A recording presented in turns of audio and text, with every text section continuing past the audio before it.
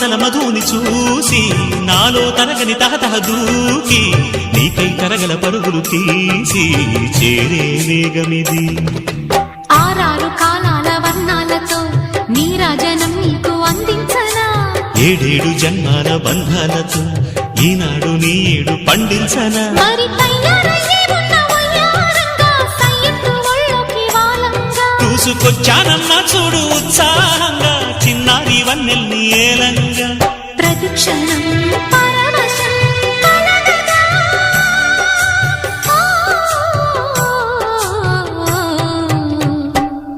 మనస పలకవే